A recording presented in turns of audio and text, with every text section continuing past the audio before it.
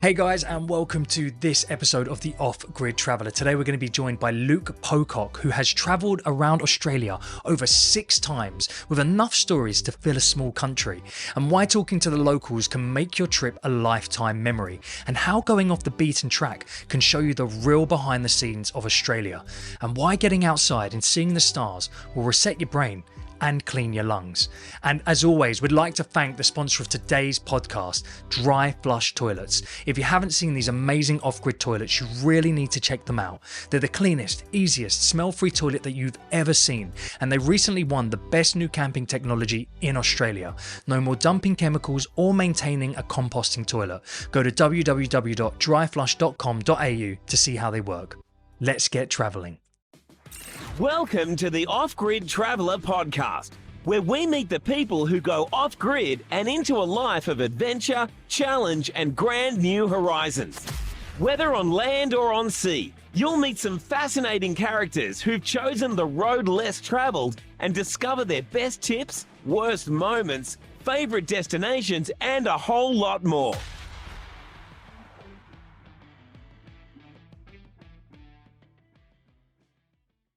Hey guys, welcome to the Off-Grid Traveller. Today we have Luke Pocock, who is with us all the way from Australia. He's actually from the UK originally and down the road from where I used to live, which is a crazy coincidence. But the reason we brought Luke on today is that he has been travelling like a monster around Australia.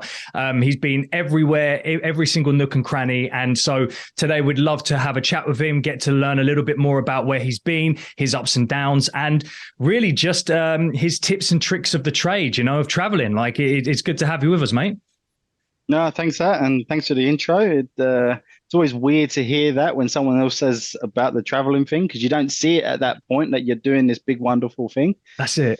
Yeah, because you're living it, right? And you don't think in the sense of what I'm doing is something that someone else will be dreaming about continuously. And you've got all these people at the moment who are sitting indoors going, I wish I had the opportunity to travel, right? And you do it every single day, or at least almost every single day, right? Oh, it's absolutely crazy. Like you said in my introduction, originally from the UK near you. I remember my schoolmate back then, was his dream holiday was just to go to Australia. Yeah. Not only have I migrated to Australia, but I have traveled around Australia 5 or 6 times. I've lost count how many times I've been around. How many people do you think that have been in Australia their whole lives and have not left the town that they grew up in?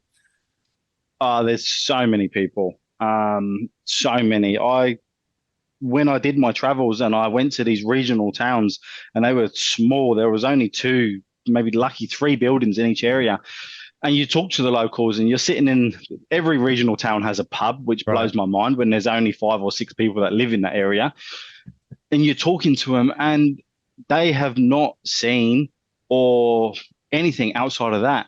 And having a Pommy accent, I go into these and it blows their mind. Everyone comes over to me and they want to chat and they want to talk, and there's some interesting characters, I can tell you that. So, and that I've talked about this in past podcasts as well, is that when you travel, the type of people that you meet on the road is like, your stories are one step, but theirs is like that extra level of having that adventure themselves within that local region. And so you come back off of your travels and you've got this whole pocket full of different stories, ideas, plans. And it's one of those things that's really stuck with me, is that the stories that you meet and the people that you meet on your travels is probably one of the highest points of traveling in general. 100% agree. When people don't realize I was a lone traveler, I did it on my own. People do it and they stick in their own little bubble. You need to talk to the locals of that area. Whether or not you understand their way of living, the way they do it. Like, I'm not from a farming background, coming from London, but I met a lot of farmers, and the stories that they have, and the waking up at the crack of dawn, getting their stuff done, and just the way they live their life in those areas opens your eyes up on how different the world is, even though they could just be a few hours away. Yeah. and you just go, wow, what a difference this is. Right? Yeah. Living in that area is just insane. Yeah. But Yeah. definitely, if you are a traveler and you're listening to this and you're traveling, talk to the locals. Talk to the locals. I cannot say that enough. Talk to them. What was the longest journey you've taken? Like, because what you do is you're traveling for work, and so you get that there is that nice part where you're obviously getting paid to be able to go to these different locations, and you have a project or a plan that you're working on when you go to them. But what's the longest journey you've taken? And did you have signal? What were the type of issues that you encountered along those routes? So there's two sort of longest trips I've done, one being up in North Queensland and one being down in Victoria. I'll go for the Victoria one first. You're in Victoria, and what I didn't realize when I first did it was how big Australia is. Okay. Coming from the UK, you can drive from the bottom to the top in a day. Yeah, you can. You really can. Yeah. And I was driving for, it was close to 2 weeks, and I was in one state of Australia, and I drove from one side all the way to the top, all the way down the other side, and everywhere in between, and then cut across. So I drove from one side of Victoria to the other side, back down and across again. So I touched all four sides. So that was a big, long, interesting trip. There's roads in between where you can see 3 different seasons on the same road. That's cool. How long the roads are. Cool. And being in Victoria, you can have snow in one area, drive all the way through, there'll be sun, and then you'll hit just masses of rain, and then you pop out the other side of that back into sun, and it's just wow. So when you were saying about like it was a 2-week journey, in your itinerary, do you have like places that you're staying on the route, or is it kind of a wing it, or what have you found has been the best approach? So because mine was combination of work, there were certain destinations I had to be at on certain times. I was lucky enough that I was able to space these out. So I had a couple of days in between, so I could wing it in between. Mm-hmm. So it was a combination of winging it and an actual itinerary of where I had to be. Okay, so like having a goal location in like every X amount of kilometers, miles sort of thing. And then between that, you have let's not call it free time because you're still traveling, but you have the ability to move and see different areas as well. And yes. You know, okay, cool. That's cool. So I would like, when I was up in North Queensland, I started right at the very top and I had to drive down, and it was okay. On this day, I had to be in Townsville, and on this day, I had to be in Charters Towers, and on this day, I had to be in Mackay. So you have to do all this loop and you have to get there. But I allowed myself enough space in between where I was able to get off the beaten track, because that's where you truly do find the beauty of behind the scenes of Australia. Yeah. Okay. And like we were saying, like most people, they don't leave their towns. And so this is the really, like, this is why we wanted to get Luke on here and have this conversation, is that like Luke has seen things that probably most people have driven past 100 times, 200 times. And he's seen potential signs and gone like, well, what is that? And you were talking to me about one particular that came to time recently. One particular one that we spoke about was this place called Babinda. And I was driving down from North Queensland, and I had some time up my sleeve, and I said, you know what, I'm feeling pretty hungry. Let me go find a local town and go grab myself a pie or a sausage roll. And I was driving down, I saw this sign, Babinda. And I went, all right, let's see what that is. It must be a town. Let's drive. So off I went, off this beaten track, and I ended up at this place at Babinda. There was a post office and a pie shop. So I got myself my food. One tip, carry cash with you. Yeah. When you go to these regional areas, there's not much reception. They don't have FPOS because the FPOS companies charge them with fees and stuff like that, and they're not a big enough town to cover their cost of fees. So make sure you carry cash with you. It helps their businesses, it helps them, and it will help you. You will not go hungry when you're in these areas. So I stopped at the Babinda, I got myself my pie and my sausage roll, and I stopped and I went, you know what, I'm going to find somewhere to eat. Now, there was a little bench at the front of the store. I could have sat there and ate. I saw a sign. 2Ks this way, Babinda Boulders. Mm. Said, what is that? It's a brown sign, which means it's a touristy lookout type place. And those are the difference. If you learn the colors of the signs, you know what ones to look for. Brown sign means tourist. Mm. No one here though. So anyway, off I go to Babinda Boulders. I pulled up, got out of the car, it wasn't even a 200-meter walk. And this view was just phenomenal. This just clear water. It was almost like it was just a sheet of glass. It was dead still. You could see straight to the bottom. I took my shoes off, rolled my pants up, put my feet in, and oh my goodness. And I ate my sausage roll, my pie there. And so this is the thing. So was Babinda Boulders, is it a lake or is it on the seafront? Or because you were saying it's crystal clear waters, there was literally no one there, right? There's an attraction sign that probably everyone goes past and they don't bother even stopping. You've decided to go there and you've just had, well, a 5-star experience, right? So was it a lake or? It was like a lake, and it also had like a current, like a stream that ran through it as well off the side. And they've got what's called devil pools there. Okay. So it's got this natural slide. It's just a giant rock face with just this water that has smoothed this rock over. I've seen that so much. You can slide on it yourself, and it's dead smooth. You slide on it, go into this like lake, swim, do all that stuff. Absolute crystal clear. There was no wildlife trying to eat you there, like most things in Australia. And it was just beautiful.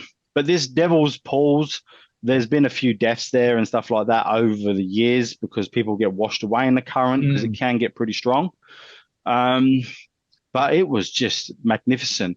And then my mind, I got a bit intrigued by this place and going, well, what is it? And back in the war, a plane went down there. And the local Aboriginal people pulled the pilot of this plane who survived, and they helped him and treated him and stuff like that. So, look, if you went further enough and dug further enough into Babinda Boulders, you'd probably find the plane still there. That's crazy, isn't it?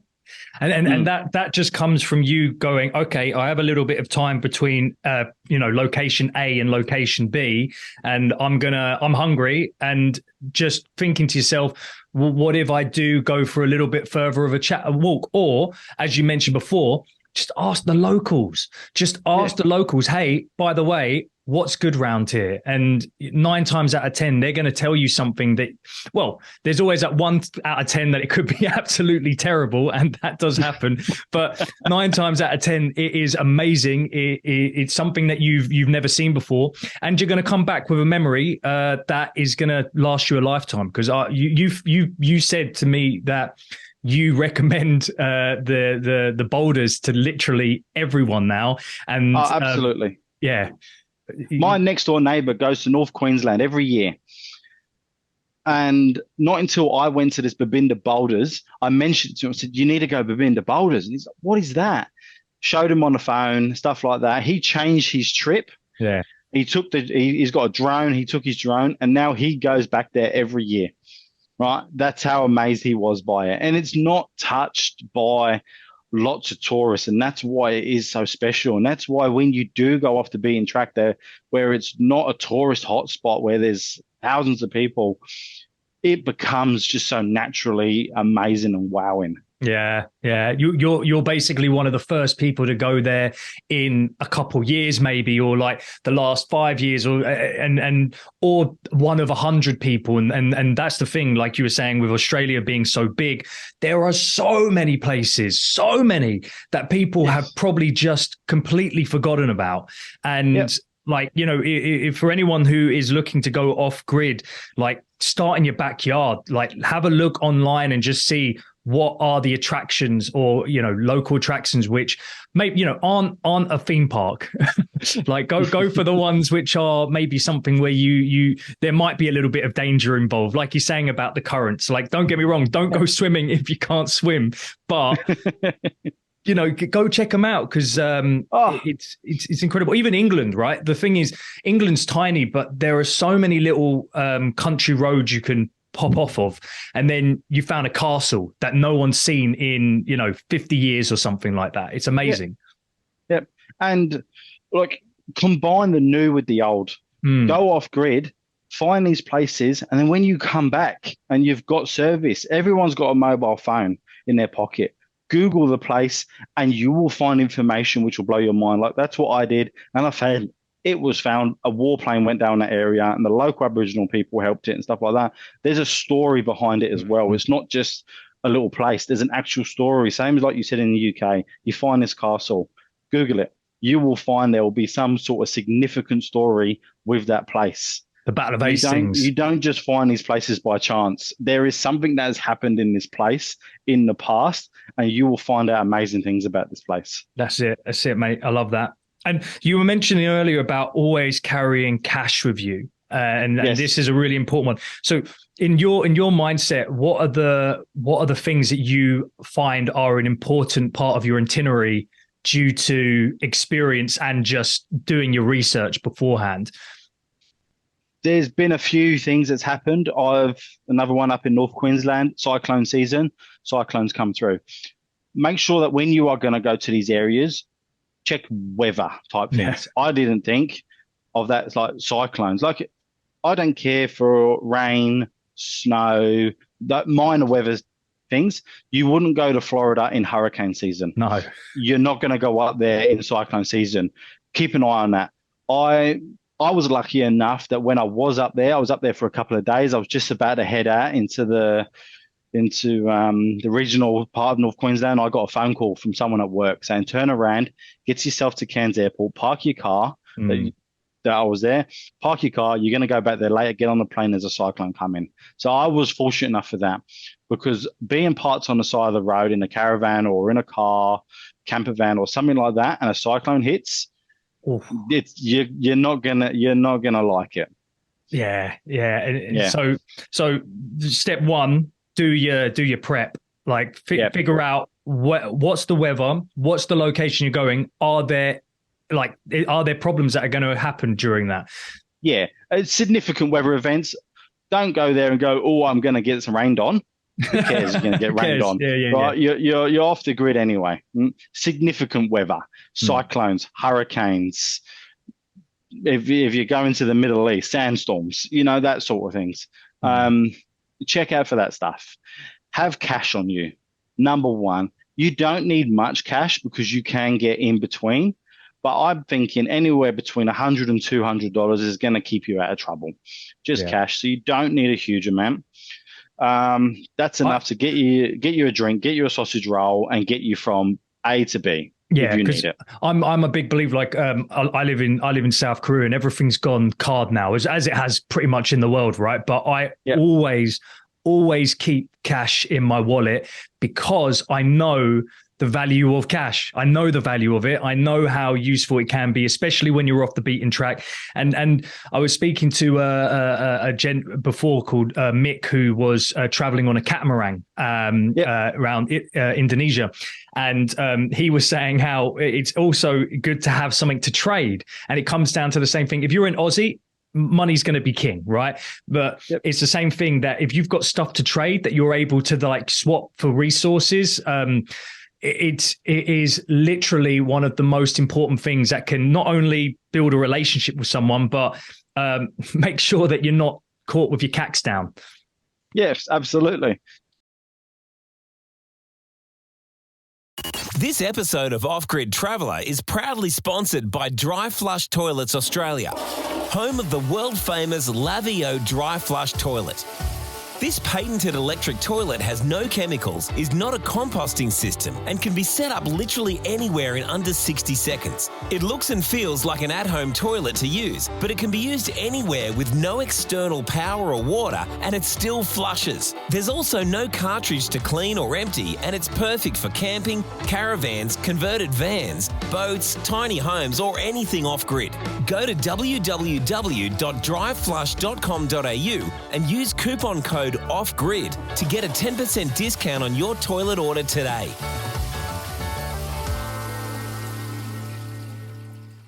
I just recently went to Dubai.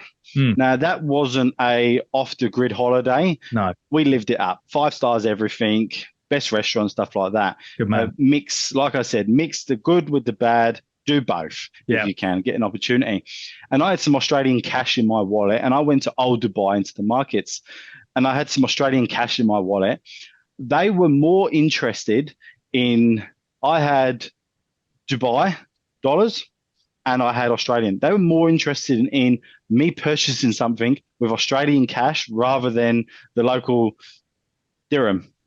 And that makes you think, okay, so it's like, okay, if I pay them with the AUD, right? I'm potentially paying more because they get that value from it, but then you're not having to do an exchange rate. So is it actually better for you just to carry the AUD?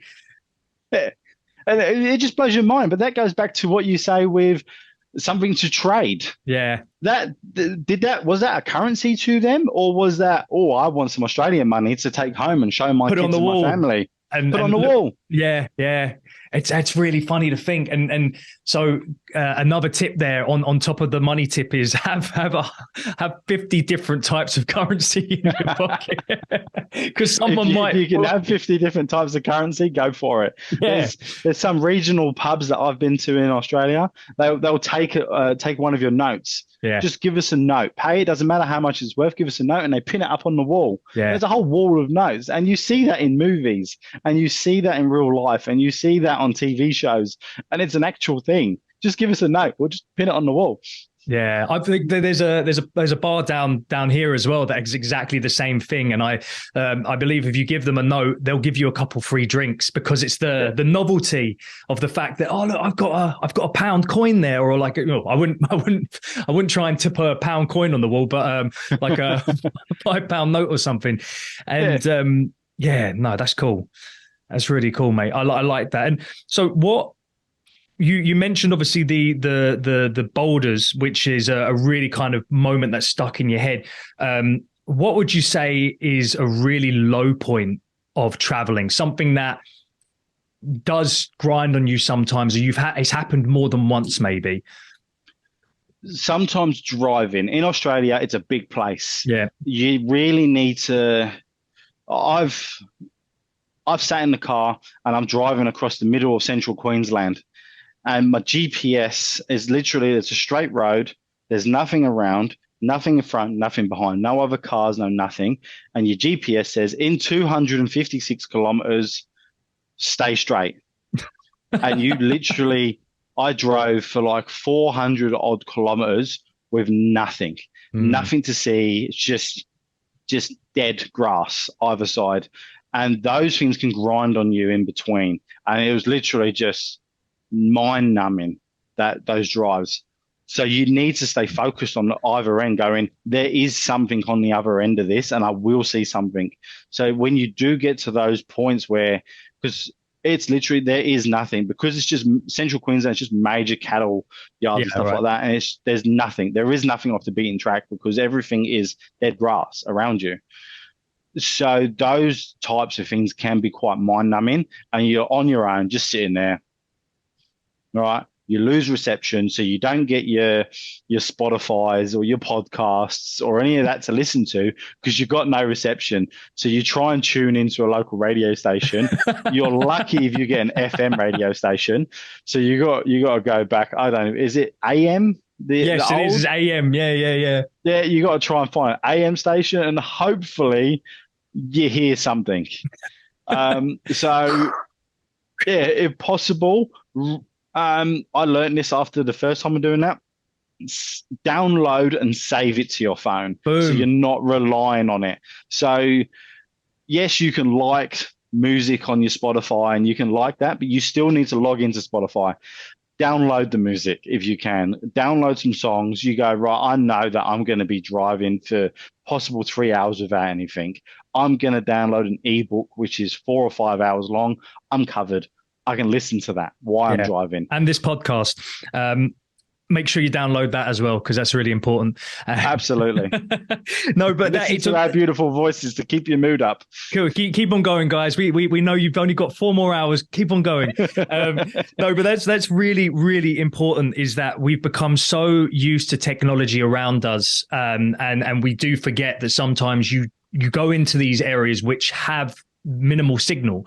And so doing a little bit of prep of downloading and just having something as a back, look, even if it means you've got a cassette tape in the back and you're locking off some of the old school drum and bass or whatever you want to listen to, just make sure that you've got something there to keep your brain functioning. And I'm a big fan of when I'm walking or traveling, is that like sometimes without hands, I do a hands free and have a call with someone, right? And it's always good to have a mate that you're able to chat about anything really, but those times when you literally can't talk to them, there's no opportunity, just have something to keep the brain moving.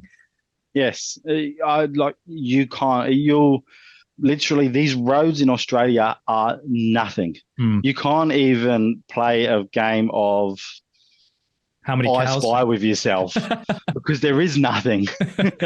So I Spy, my little eye, nothing. Dead grass. Yes. But then on the flip side of that, because and I don't know, because obviously you've done this so much that it might have worn down in the mind a little bit regarding it, but does the feeling of being around absolutely nothing. I was speaking to someone who went to the center of Australia recently, and they mentioned how there is so much nothing that it makes you feel really small in comparison to the great world. And it's kind of a big feeling in your mind. Does that make sense? Yes. Yeah, it makes sense. Like you go to these tourist spots, like I mentioned, Dubai, there's thousands of people around and you're in that hustle and bustle and there's just so much going on that you don't think outside of what's currently going on around you. But you go to this area where there is nothing and it's almost surreal and it's almost like a mind out of body experience because you sit back and there's nothing. You just see this big untouched area and you go, wow, we are in a big world where there is a lot of stuff going on, and it just sort of takes you out of that body experience. Like you say, it's just like, wow, this is bigger. But when you're in a crowded place, you don't feel like you're in such a big area because you're in such a crowded envelope. Yeah. And because I'm from the city originally, right? So the hustle and bustle, like yourself, it's part of my brain. I love that. But you sometimes you really need to get out of that and just go for a 3-4 hour drive somewhere and just try it. Like, anyone who's in Aussie who has the ability to go out into the boons, get yourself, look at a map, find where the furthest town is that you could do maybe in 5 hours or a day trip potentially, or even a overnight trip, and just go there. Yep. So, go and experience that complete out of body experience for a bit, go chill out, find some random adventures around the area, and have yourself a sausage roll, enjoy Absolutely. it. Yeah. But the other thing you can do as well, which people don't realize, is what I did. Someone told me about this, otherwise I would never have done it. When you go to these areas where there isn't a city, where there isn't a city there, what is reduced is light pollution from the city. Yes. Light pollution damages the sky, right? Go to this regional town, look up. The stars and that are amazing. It's never the stars are so bright. The moon's there. It's a different experience. If you go into a city and look at the sky, it's very different if you go into a regional area and look at the sky. It's so important. Once again, to say that you will feel like nothing. A speck. You're a speck in this universe of nothingness. It's and to play on that as well is that, like, when I was living in Thailand, so we used to go out to the jungle because I had friends, like Thai friends, who like had camps in the jungle, and literally, as you're saying it, you look up and there's so many stars. There's so many that you realize how much pollution there actually is in the city. Not just the smell, not just the sound, not just the light, but just getting back to nature and spending 24 hours, 48 hours in something like that can actually reset your brain a bit. And yes, I think that's something that everyone should do at least a couple times a year. Yep, couldn't agree more with you. And other things, like we said about the space, like you said, you just mentioned then pollution. When I go to these regional areas and I'm driving between towns and there's nothing, aircon off, wind the windows down, Oh, let yeah. the air hit you in the face. It's a different air. Yeah, yeah. Do you ever check like have you ever checked the AQI difference between, let's say, the city or like when you're out in the boons? And because like I know that some places when you check on the AQI system, it would be like one air pollution compared to like 35 or 45 million per parts per square meter. Have Yeah. you ever actually checked that and seen what the No, I've difference is? never ever checked that. I've Yeah, just sort of done the wind the windows down and smell it. old school. Yeah, this But that smells would better. be interesting. Like if I was to look now, if I go on the AQI and I look back now at the areas I've been to and compare the areas that I've been to with the cities on how different it would be, that would be Yeah, quite interesting. yeah. That's a good recommendation. I think that's it's a cool idea. Like I love the fact though that you've not even had to think about that, and you're just going there and you're like everything just feels better. Like I feel like I could go for a run and like it's not going to affect you because you're just getting oxygenated. Like I think that's a really important thing as well, is that people don't realize is that when you go out to these areas where there's no pollution, you breathe so much better. Your brain Yes. works better. You feel better within like a split second. Yes. 100%. And that's why I say turn your aircon off, open the windows, and let it in. Yeah. You know? Like I've been some places, it's 45 degrees Celsius, but still open the windows, let the air in. Yeah. It's breathe it in. Take full, take the full experience in. Yeah. When you're out there, if it's raining, go for a walk in the rain. It's a different rain. It's a different rain. As long as it doesn't say on there acid rain, don't recommend. I'm not sure you're going to get much acid rain out there. I'm just saying. If you're in a place where there's acid rain, I would recommend staying indoor at all times. Yeah, do not go out. That sounds a bit naughty to me. Yeah. So, or what would be your recommended travel kit that you normally take when you're traveling from place to place? Because obviously you're going to have some shirts and a bit of gear with you. We've talked about the mini essentials that you've said, but what's kind of just like a day pack for you or a week pack? What do you normally take with you? Water. Yep. Always have water on you.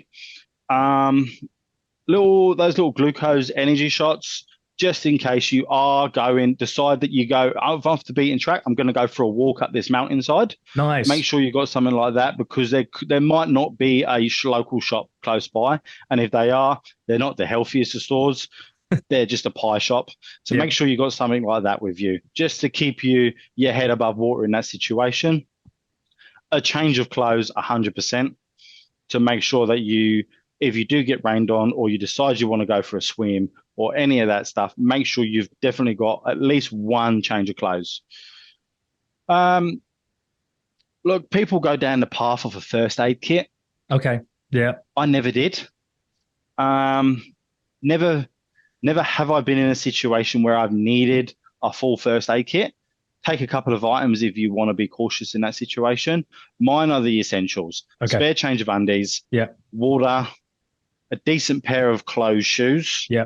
A lot of people in Australia get around with just what I call flip-flops. They call thongs. Thongs. Yeah. Very different if you're in England to Australia. The first time I heard it, mate, that completely blew my mind. Like I was in Southeast Asia, and this guy said, "Yeah, I'll just put on a pair of thongs," and I was like, what did you say? Like, are you? Are you good? Like, you're not only wearing one, you got to wear two. Yeah. Hey, man, power to him. Yeah. So basically, that's it.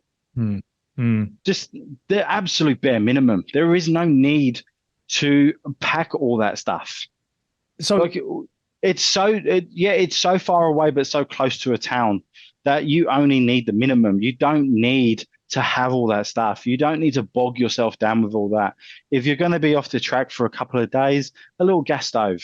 You can buy them from the local shop for 50 to $100 if you're going to cook some stuff. A little esky, a little fridge or something like that. But it depends. It purely comes down to your preference, how prepared you want to be. If you're a worrier when you come to that things, I'm not someone who worries that I'm going to get hurt. I've scuba dived with sharks without a cage. I've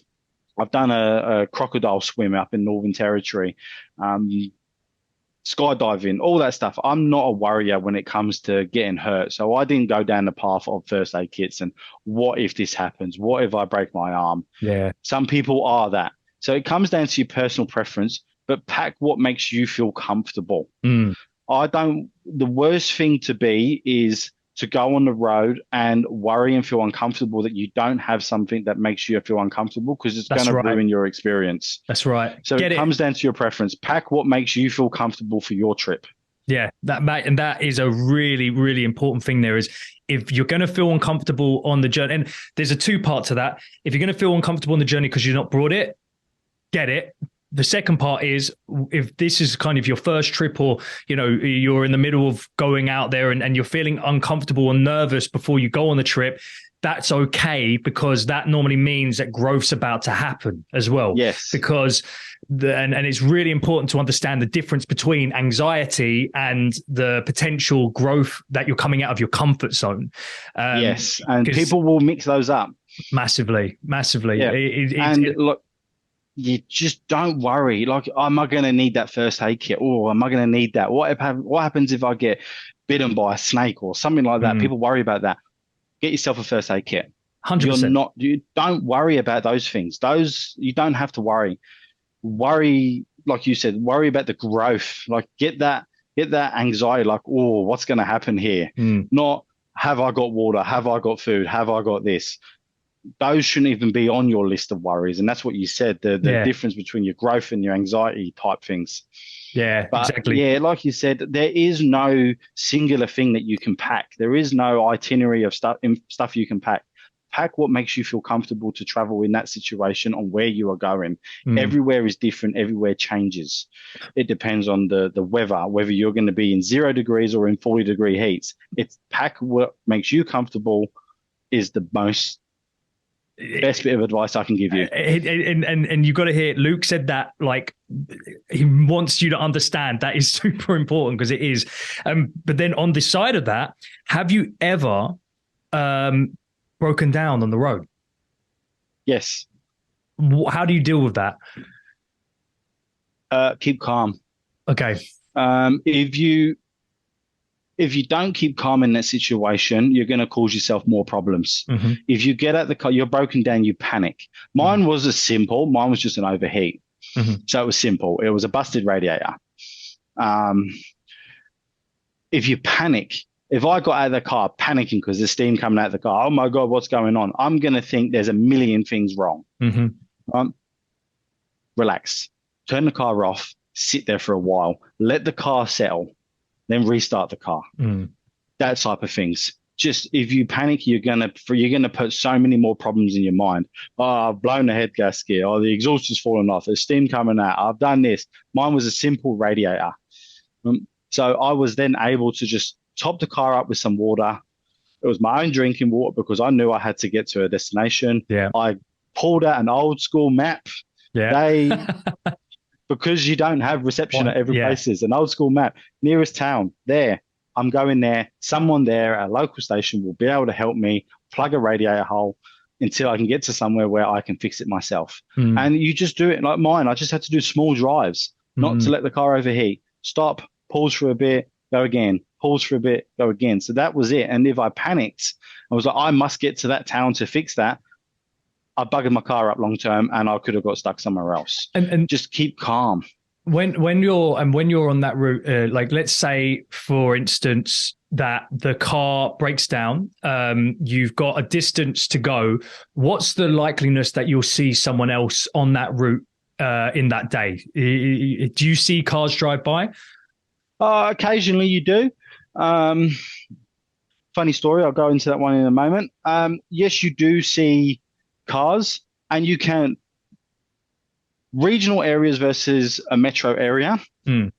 It's easier to get help in a regional area than 100%. It is in a metro area, and there's no one there.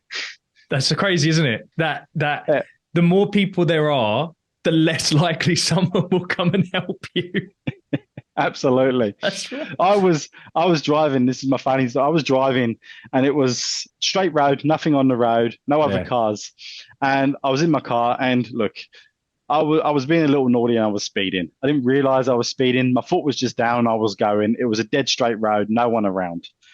I was doing 130 in 110 zone, 20 k's over, but I didn't think of it. I wasn't looking. I had my arm out the window and I was just breathing in the air and just relaxing. I was cruising along.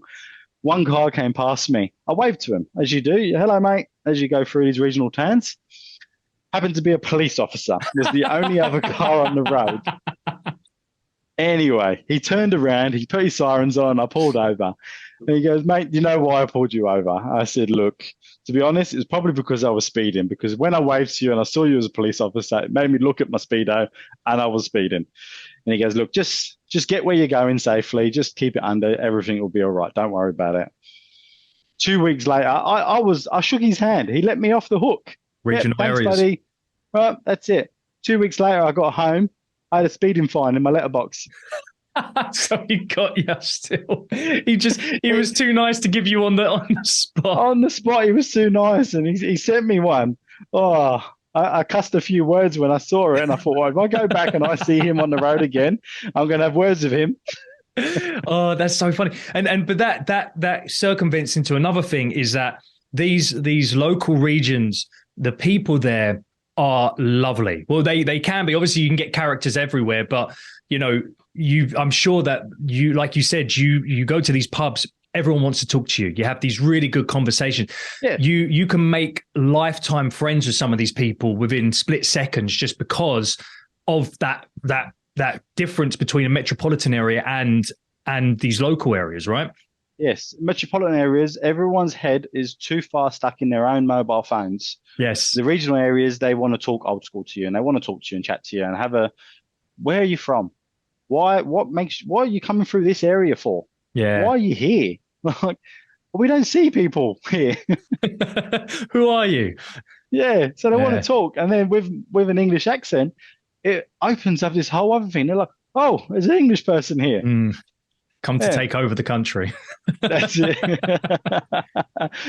Was you a convict? Yeah, just a late one. Yeah, those are the questions I get. Are you a 10-pound pom? Right? Or was you a convict? It's like, no. Was your family convicts? No. So is that a question that gets asked a lot? That's quite funny, isn't it?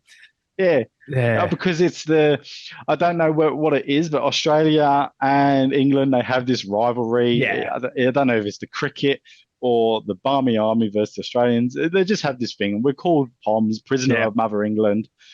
And that's just what it is. Yeah. Well, guys, I wanted to say, Luke, thank you so much for the opportunity to chat and really just delve into your experiences, your tips, your hot, moments that have happened in that. And, anyone who has been listening, I really want you to understand that, like, it's not, it seems scary at first, but if you're prepped and you've got the stuff that makes you feel comfortable to go on these trips, around Australia or around the world, you're going to have the best time of your life, Yeah. No, thanks for having me on here. And like you said, again, that number one tip, you be comfortable with what you've got for where you're going. No one can tell you what you should or shouldn't take. Be comfortable with yourself. Exactly. And on that note, guys, thank you so much. I hope you've enjoyed this awesome podcast with Luke. And keep on traveling. Cheers, guys. If you or someone you know would be an interesting guest on the show, we'd love to hear from you. We love speaking to everyday people who've taken to the open road or open seas for an extended period of time, or anyone that's set up their life in an off-grid location. Please email guest@offgridtraveller.com.au to get in touch. That's 2 L's in Traveller. If you like that video, you'll probably like this one, and you'll really love this one. And as always, we want to thank you for joining us. And if you want to like and subscribe, it really helps the channel grow, and it means that we can talk about more travel, get more tips, and everything off grid. Cheers.